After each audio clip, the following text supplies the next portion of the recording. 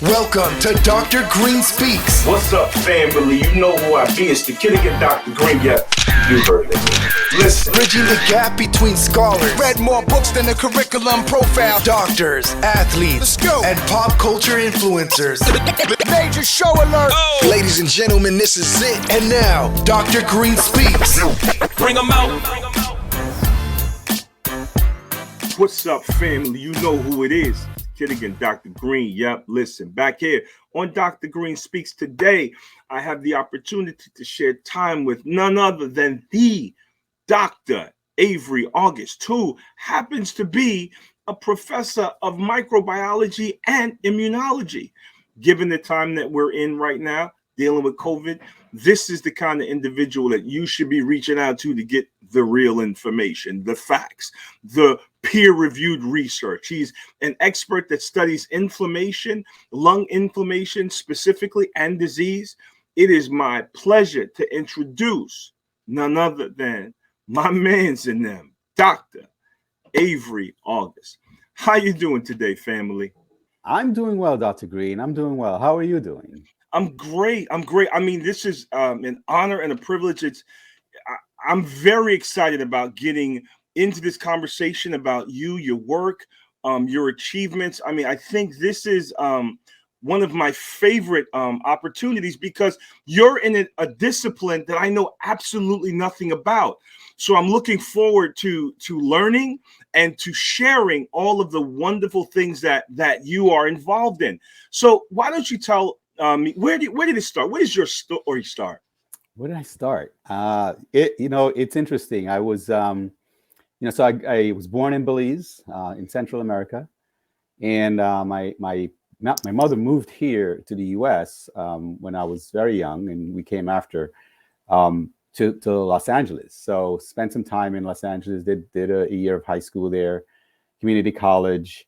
Couple of years of community college, transferred to Cal State LA, big up Cal State LA, and was kind of struggling, as you do.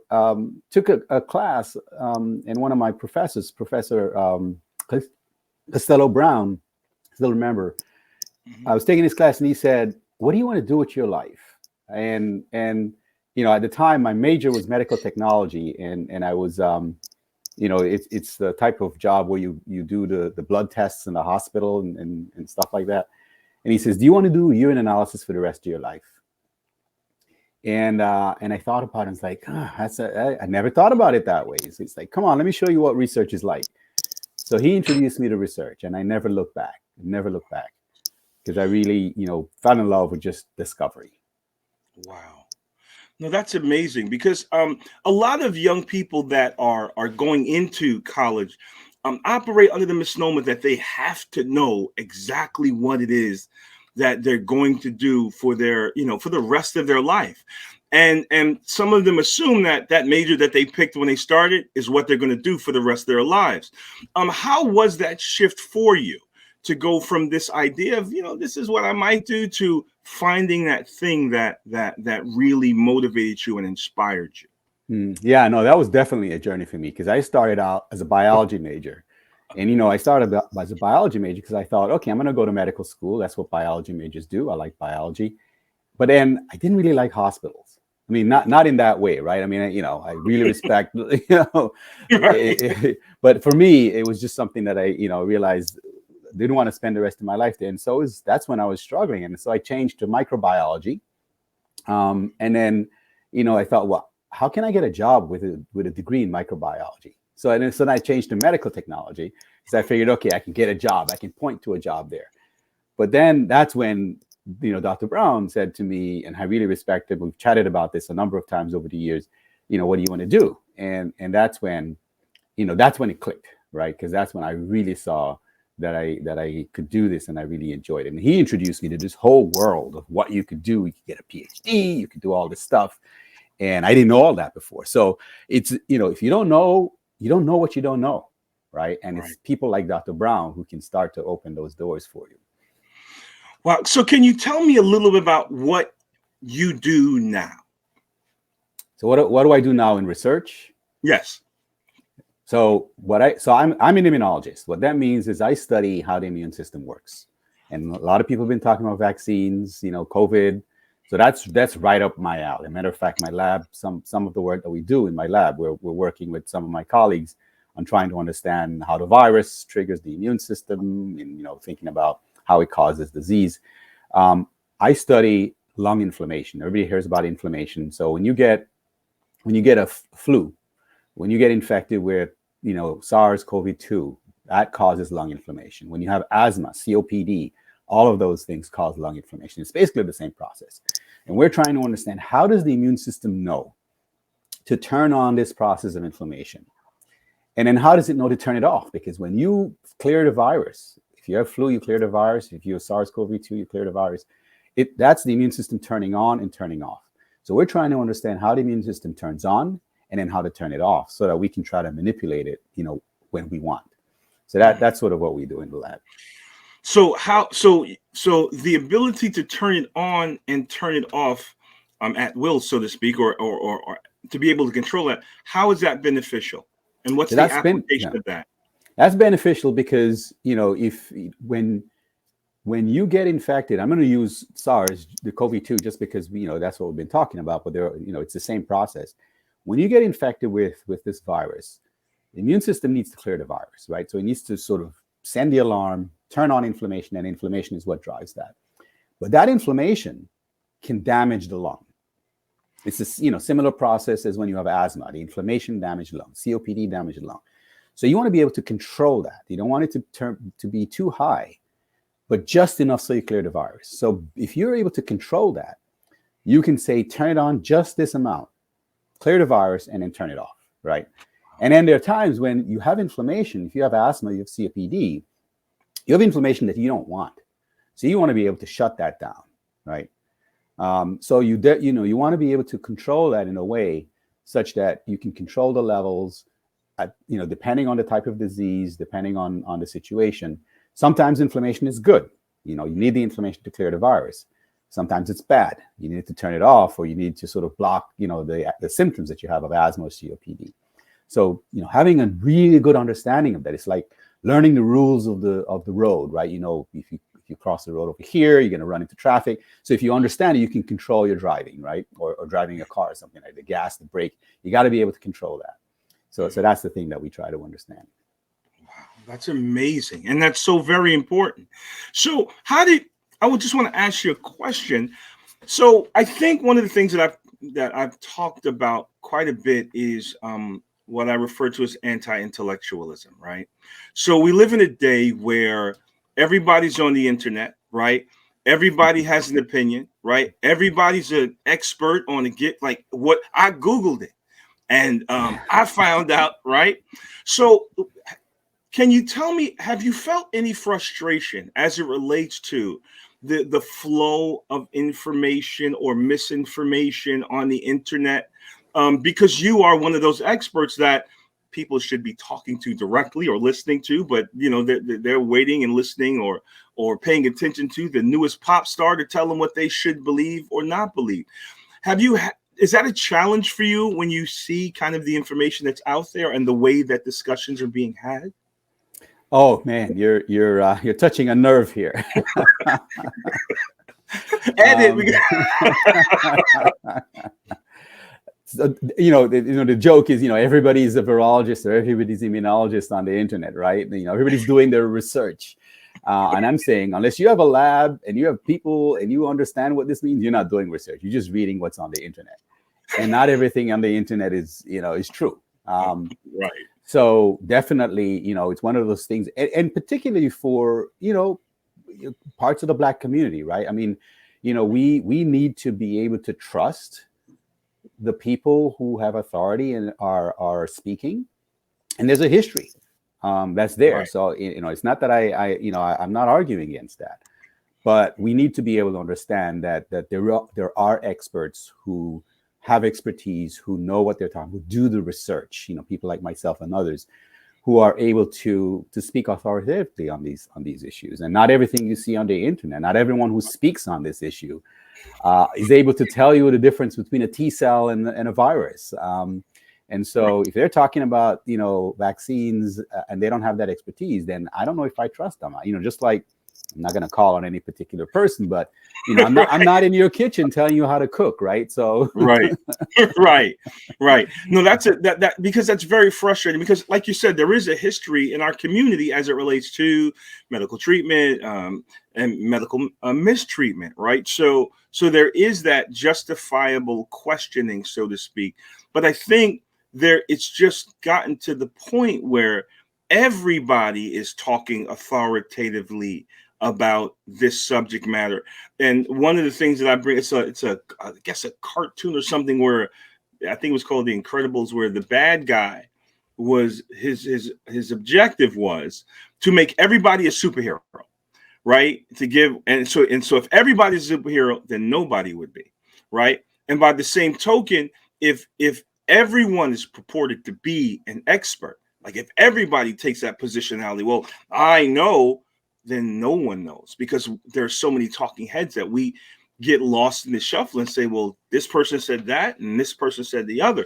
So having people like you that are out there, that are in the trenches, that are doing the work, I think we have to do a better job of making sure that your voices are heard above the noise, so that we'll have the kind of information that'll help us to make educated decisions.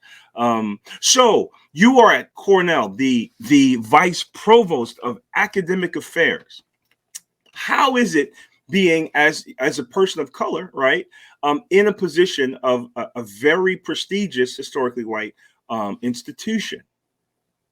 Yeah, no, this is interesting, and I have students come to me on the side, show up at my office and trying to understand the institution, trying to understand these are really complex institutions and cultures, and one of the things that I always think about is can I be in the room where decisions are made, where there's a voice that comes from our community.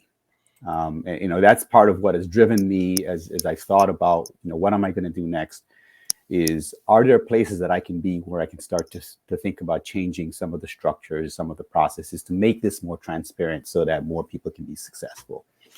And, this sort of position that I have it's kind of vague, Vice Provost for Academic Affairs, it's sort of, academic affairs, right? It's an academic institution.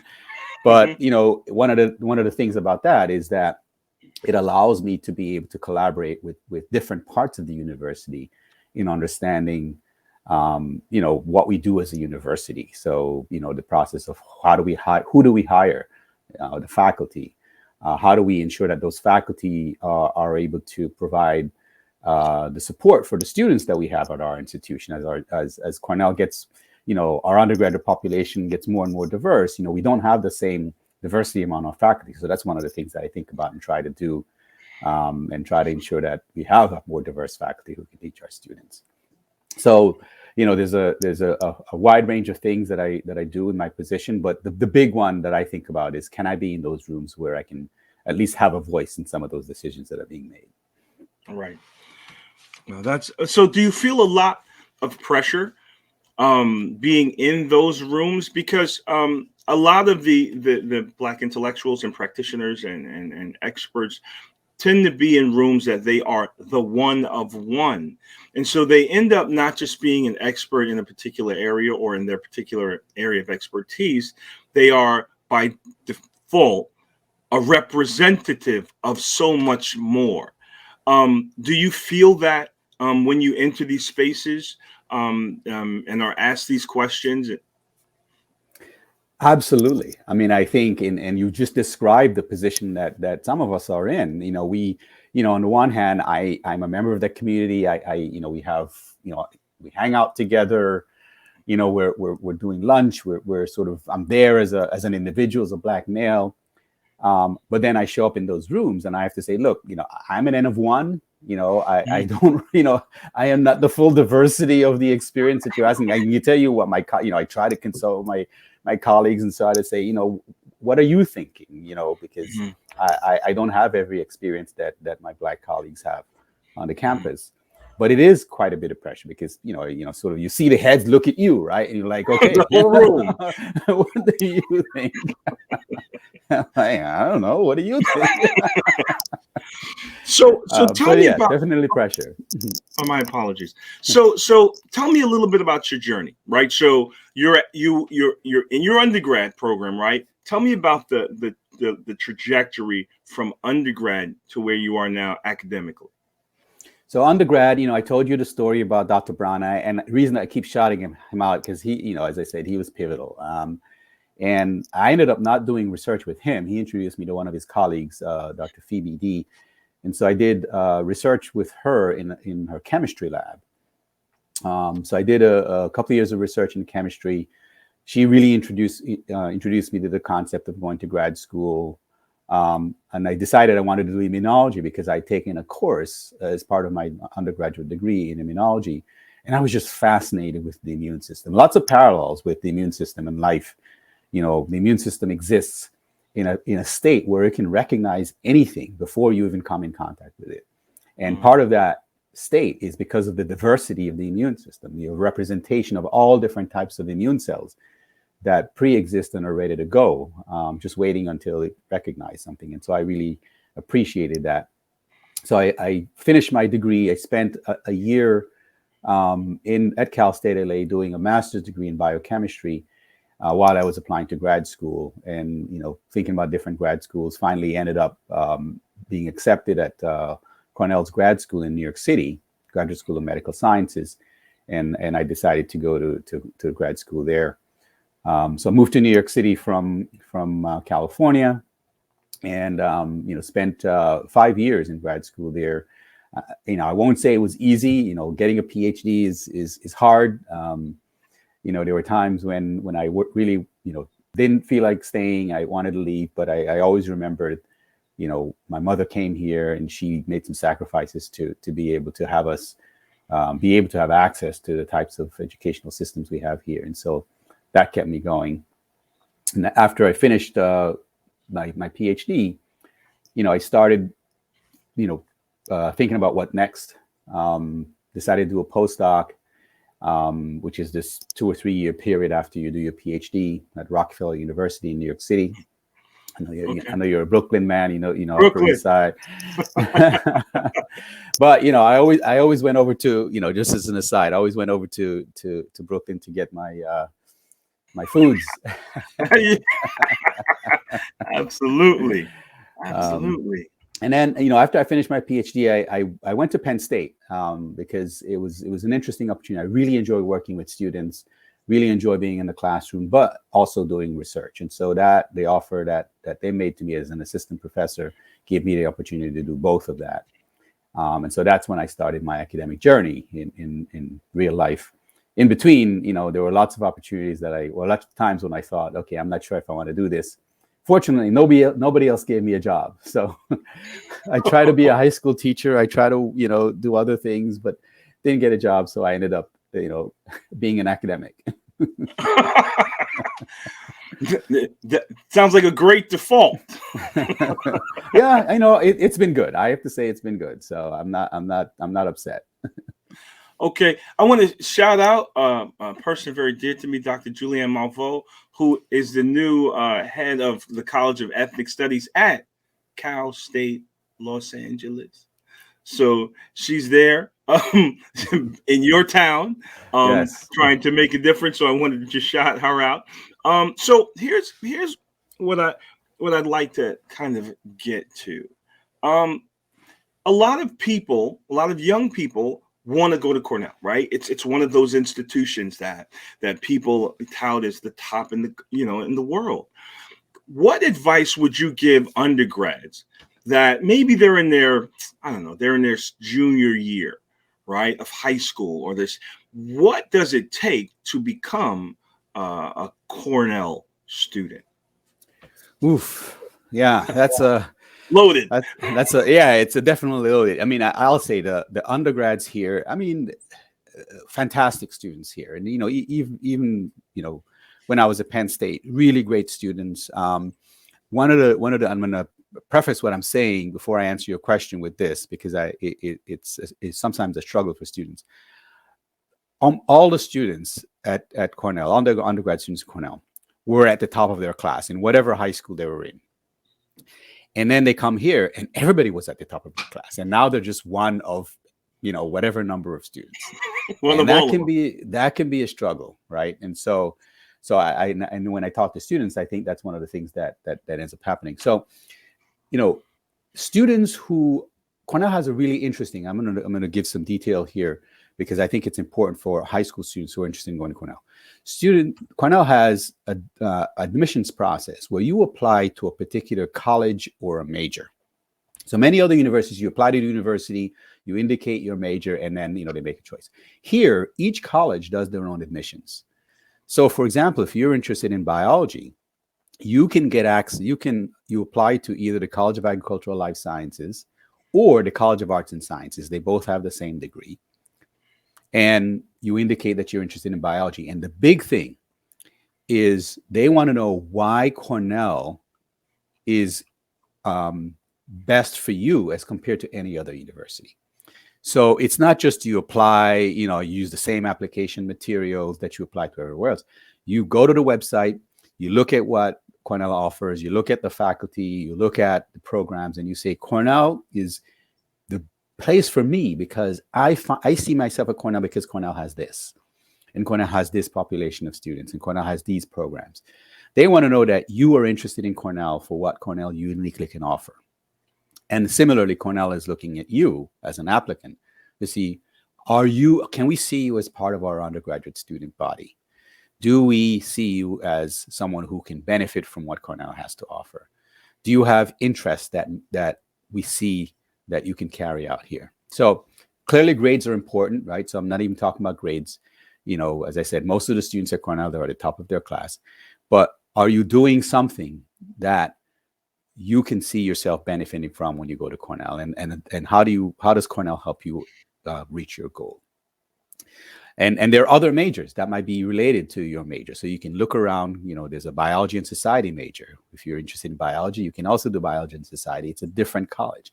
So if you explore the different majors, there are ways of applying to Cornell that you can express your unique identity in improving your chances of getting it as an undergrad. That's amazing. That's amazing. So obviously we touched on this before, but do you find that a lot of the students of color come to you specifically, right? Because again, you're one, right? And do you find that you're that focal point of access for support or information? Yeah, I mean, I think one of the things that I really struggle with is being able to find the time, frankly, to talk to all the students who reach out. Definitely, students show up at my office, want to chat. They will say, I heard about you because you're part of some organization, or my parents told me about you, and they're looking for someone who, frankly, looks like them, who's in this institution, who can sort of talk a bit about what it feels like to be in that space. So students reach out to me by email, they'll show up at my office. And, as I've done more of my administrative work, I've had less time to do that. And so I try to find different ways, after hours or weekends where I'll chat with students. So it's definitely, one of the things that, people tell you when you're in this space and you're one of a few. You work harder. There are 24 hours in the day, right? Some of my colleagues can focus their time, but I feel I have a duty to be talking to those students when they reach out and to have those conversations. That's incredible. That's incredible. So, Dr. August, can you tell us about one of the challenges, and I'm sure there were many, right? That one of the challenges that you were able to overcome that you thought you might not overcome? Yeah, there's definitely a number of them. But maybe I'll talk about the PhD program. I mean, as I said earlier, it's not easy to get a PhD. I'm not going to sugarcoat that. I think it's worth it. I think it's satisfying once you go through that. but it's so different from when you're an undergrad or any other type of educational process. If you're getting a master's degree, you know what courses you're going to take. You take your courses, you graduate. When you're getting a PhD, you have to discover new knowledge. Talk about it. You have to discover new knowledge, and so what that means, you have to know the limits of what exists, what the limits of what knowledge exists, right? So there's a lot of sort of sitting in the library, reading, catching up, and you have to take these tests. I mean, you know this, Dr. Green. Comps. Oh yeah.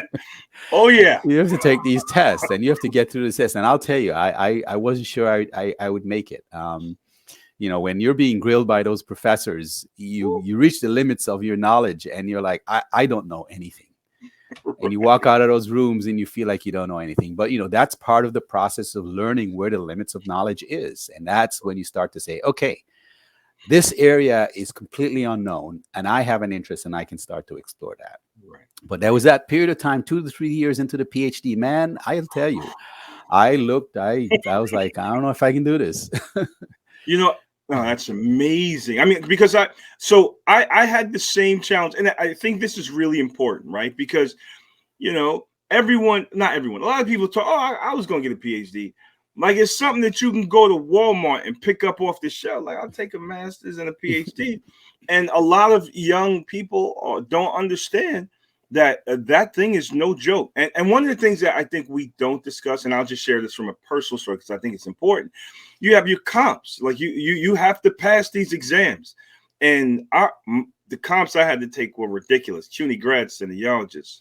Whew. And so the difficulty associated, first of all, with, like you said, understand that you have to know the canon. You've got to know what's out there first before you formulate ideas about what you might want to do, right? The gap in the literature or the gap in the research.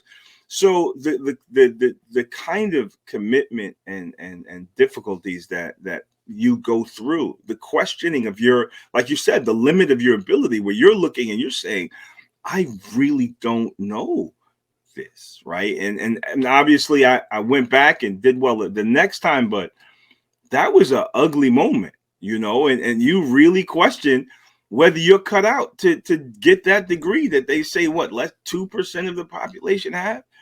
So that is, whew. Yeah. And so I think it adds to the frustration of experts like yourself that know your area. Like, you've done the due diligence, the blood, sweat, tears, right? Yeah. And then you got someone else saying, I think so and so and so and so, and they talk about it so authoritatively, and you're looking like, what did you say? Yeah. I didn't just wake up this morning and go to Google and say, okay, I'm gonna read a few lines of immunology and start to speak on this. No, I love when they say, well, I did some research. No, that's not typing that little line in the Google space. That's not research. No, that's amazing. So now you're the chair or part of a committee for a conference, right? Well, can we talk about that for a minute? So I'm really this is the thing that I'm really proud of. This is a conference called ABRCAMS. It's Annual Biomedical Research Conference for Minority Students. We're just changing the name to Annual Research Conference for Minority Scientists, because we really are all scientists. And it is the largest undergraduate research conference for students. It's usually fall. It's held every fall. And over 5,000 attendees, students from all over the country. And it's the one place where, if you are a student of color, and you might be the only one or one of a few in your university or when you go to your disciplinary meeting, but when you show up to ABRCAMS, everybody looks like you. And you walk into that room and it's like the energy is just there. People are excited to be there. People are excited to be among their own community. And so it's a place where, we mentor students. We have, people from all careers who are there to either be mentored or mentor themselves. And so it's really exciting. I really love that meeting. That's awesome.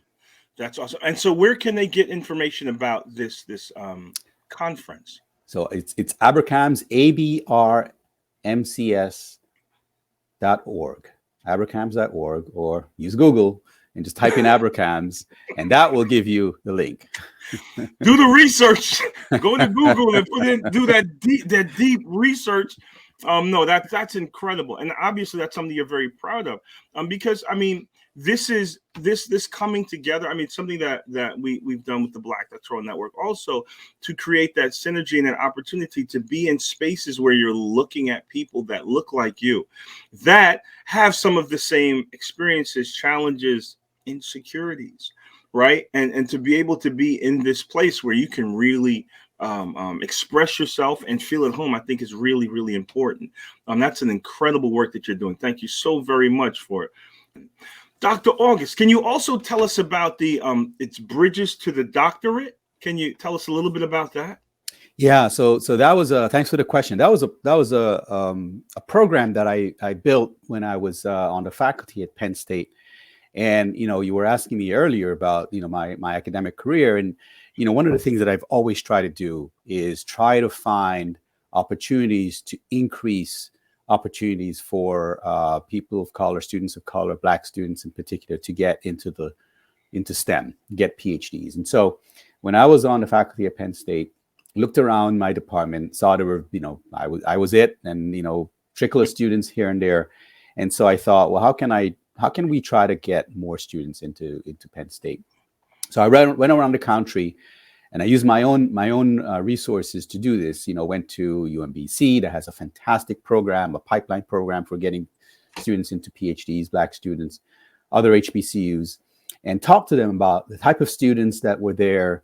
What is the structures? What are the challenges that these students face? And one of the things that I discovered, that I knew speaking to our own students at Penn State and even here at Cornell, is it's so different going from undergrad to PhD. I mean, we've talked about that, that challenge of being in the PhD program. But in addition to that, you're going from, an HBCU that has a particular culture to a predominantly white institution that has a very different culture. So many things that are different.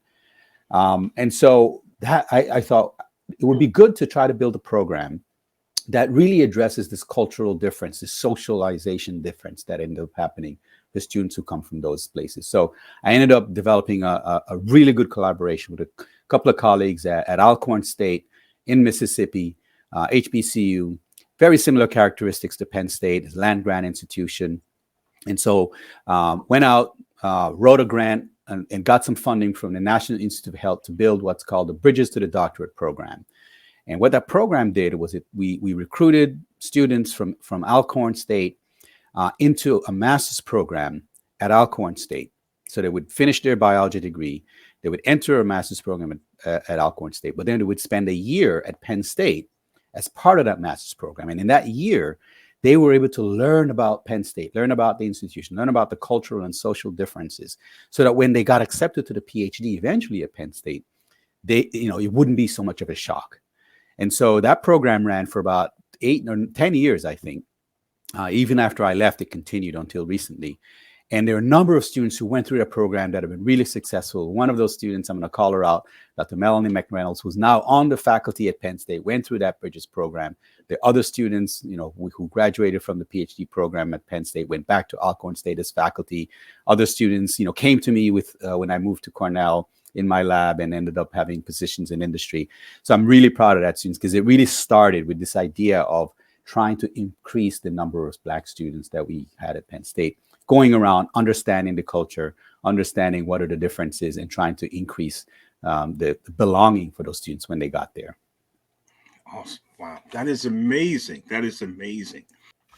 So, Dr. August, I've seen this hashtag, right? It seems to be very, very popular, Black and STEM, right? And I'd like for you to talk about what it's like to be a Black scientist or Black and STEM. Can you talk about that a little? Yeah, it's been interesting to see that hashtag, sort of trend over the last few years, and one of those things, being, we talked about this, this being in this space where you're one of a few or one of the only, and that comes with particular stereotypes, right? One is there's not an expectation that a scientist looks like you. So, there was this whole thing, and this is what a scientist looks like. We have these people who look very different from the traditional stereotypic view of what a scientist looks like. So, and I've certainly experienced that in my career, I have people showing up at the lab if they haven't done research and looked at what I look like on the internet.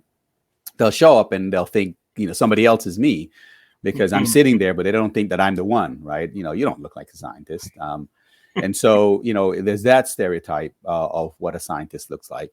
There's also, frankly, your own internal feelings about, we talked about going through the Ph.D., your own internal feelings about, can you make this? Can you make it through this, as a career? Because there aren't that many who've gone through this that's in a visible way been doing this. If you look around you, so you go to meetings, you're the only one. And so there's that internal feeling that you have as well about being Black in a space where, that's not the expectation.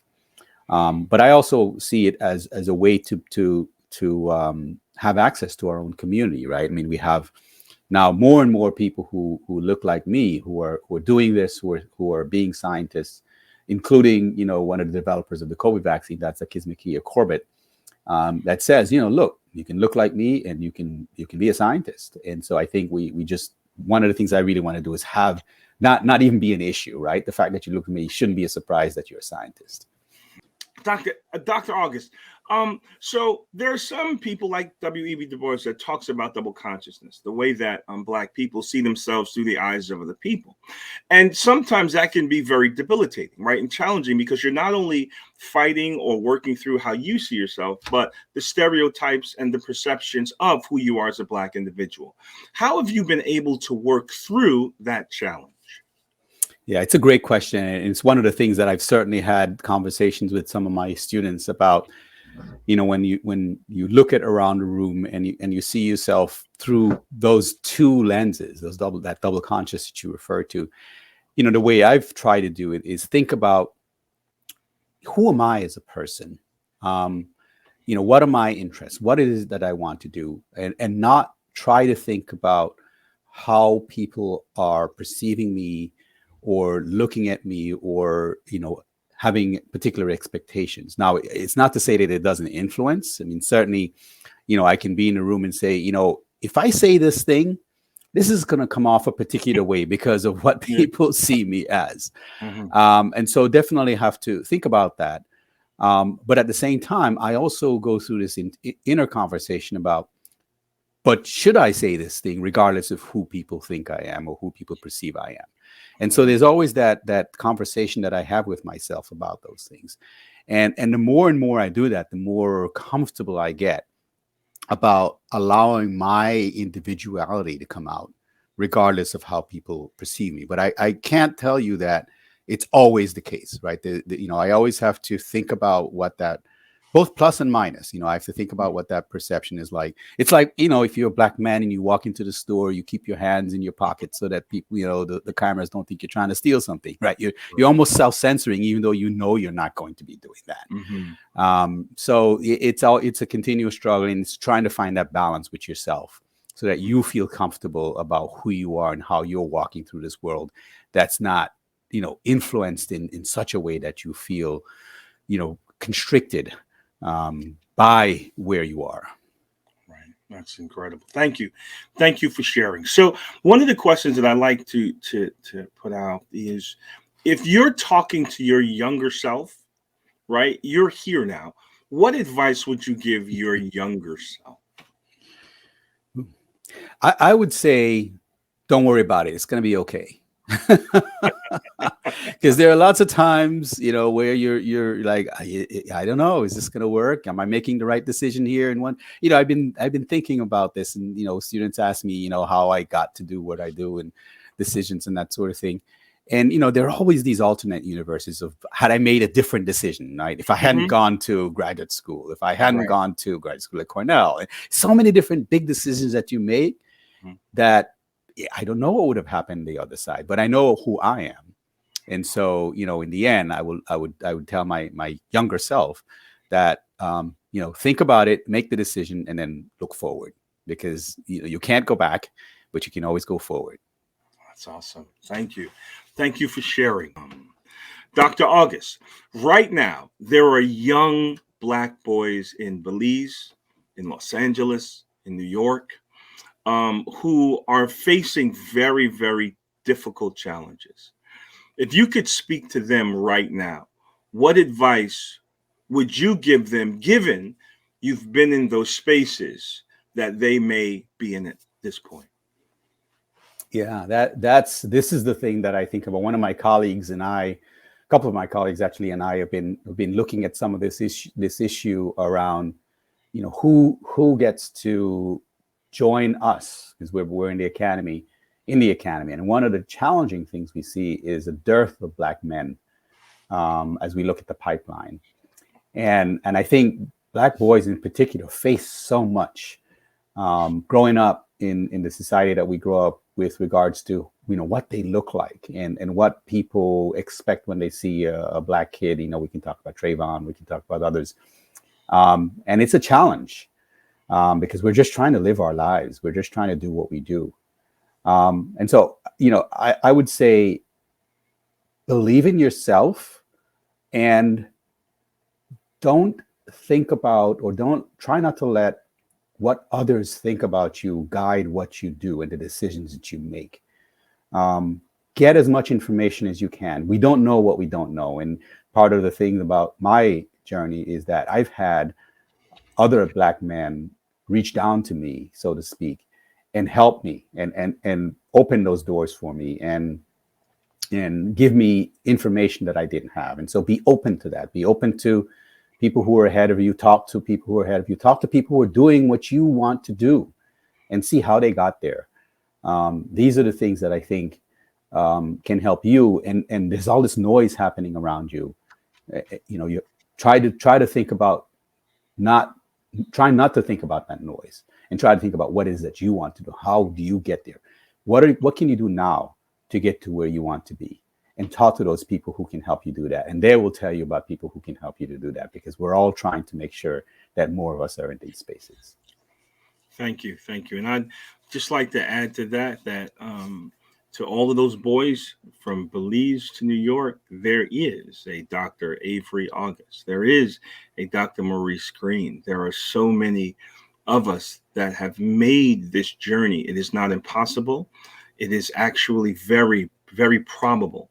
If you just understand that it's possible, right? And that, being from Brooklyn, I like to just say that the world is so much bigger than that 4-block radius, your hood, your neighborhood, your town. It's possible. Just know that you are not your environment, and you are not limited to your current experiences. That there are many of us that have taken that trip and we've come out on the other side okay. Dr. Avery August, thank you so very much for being gracious with your time, sharing your wisdom and your experiences. This is so important for us to be able to do, to show that Black excellence exists, and that the work that's being done is so important. And the work that you're doing, obviously, is so very important to not just to our community, to the world. Thank you so very much for your time, family. Dr. Green, thank you for having me. We're here, we're always here, and we will be here. Awesome. Thank you.